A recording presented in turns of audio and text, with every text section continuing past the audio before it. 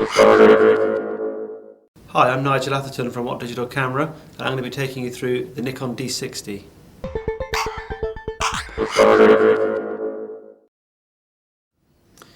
Now you might think, to look at this camera, if you're familiar with the D40 or the D40X, the D60 looks remarkably similar, and you'd be right. Superficially, it's almost identical. There are very few external differences. Most of the changes are on the inside, and we'll look at those in a moment.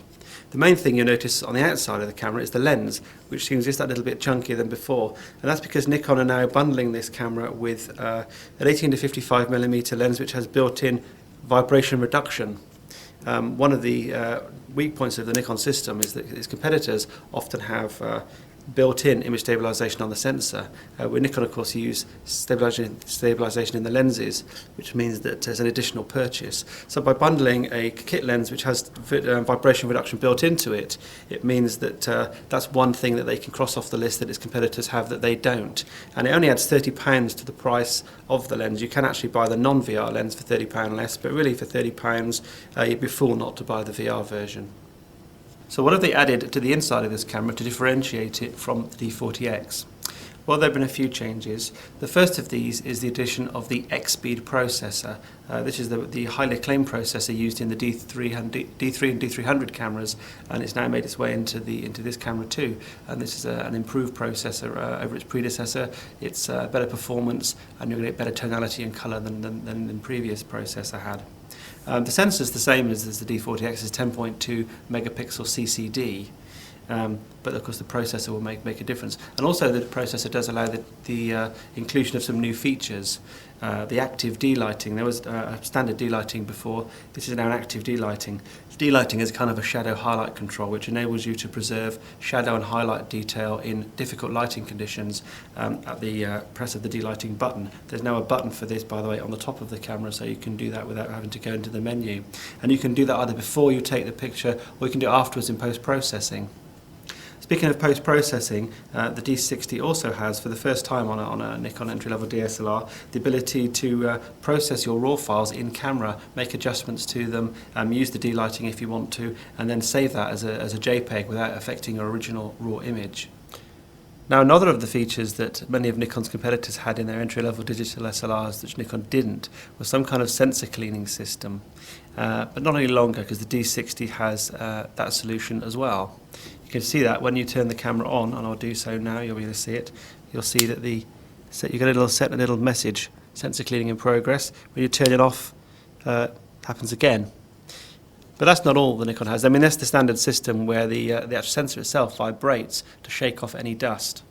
That's pretty much the system that most other people use. But Nikon have also come up with something new, and you have to look on the inside to see this. It's called the airflow control system. And basically it's a design, the way the inside is designed to channel dust away from the sensor and into a little box, and it uses the vacuum created when you take a picture and the mirror flips up. That vacuum is used to push the air away from the sensor into a little box where it is not going to cause any harm to anybody. I'll take the lens off here, and you can just get a glimpse of it. Down there you can see that little box with the little holes.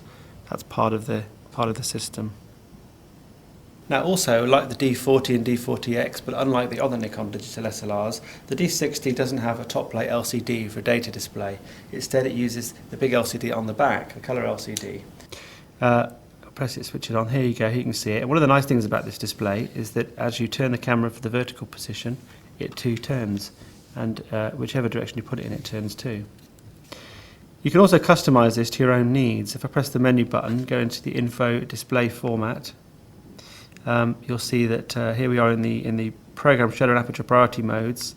I've got it in classic mode, which is the mode you just saw. If I decide I don't really want orange, I want blue, so let's go to blue, select OK. OK, and there we go, it is in blue. That's a fairly trivial thing.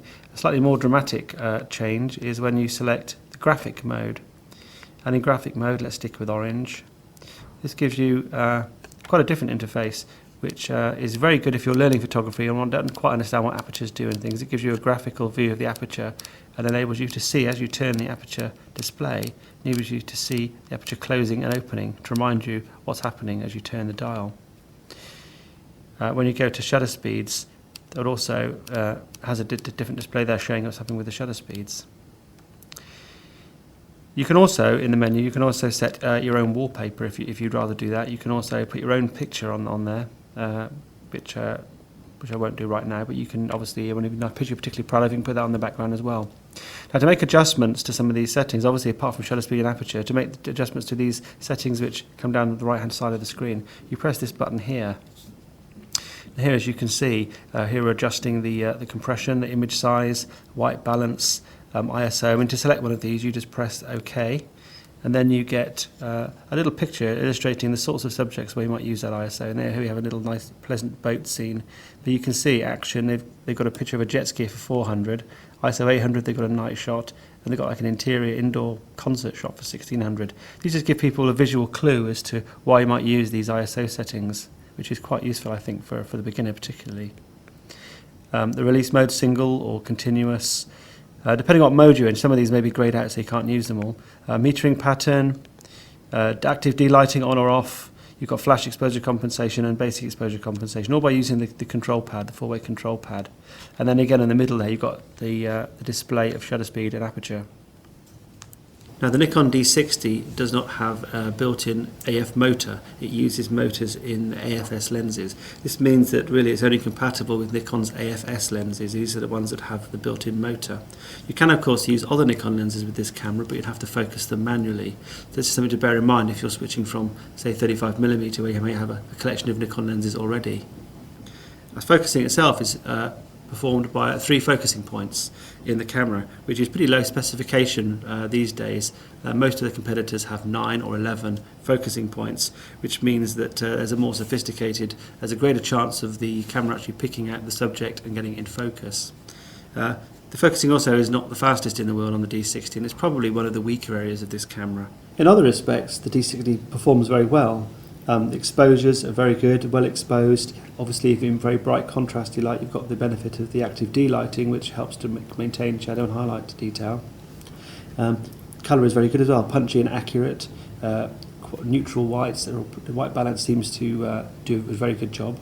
Also, there are lots of post-production tools and custom colour functions on the camera, so you can personalise the image, colours and settings to your own tastes.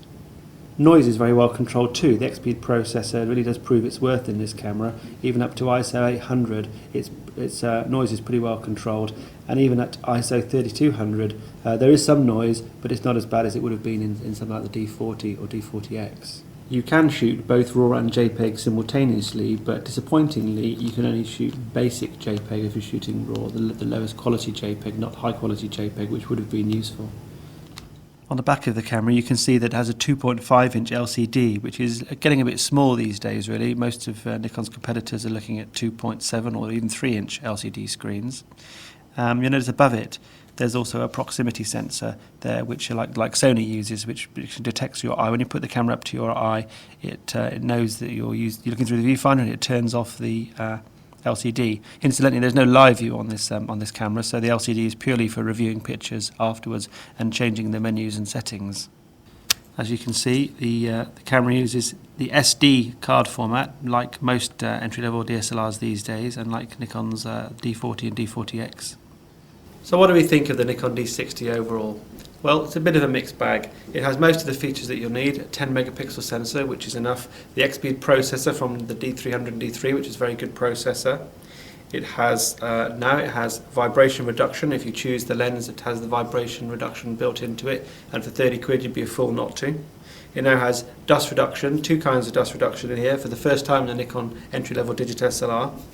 But on the minus side, 3 focusing points is not very many compared to some of its competitors, and the focusing is a bit of a letdown on this camera compared to some of its rivals. And the LCD screen, 2.5-inch, is a little bit on the small side. JPEG and RAW, the fact that you can't shoot RAW with a high quality JPEG, these are small things, but the most important thing is the image quality, and here I'm pleased to say pictures are very, very good. As with most Nikon cameras, they're sharp, there's good colour, there's good tonality, there's good noise control, and at the end of the day, its picture quality is the most important thing, which is why we're happy to recommend the Nikon D60 and give it a score of 85%.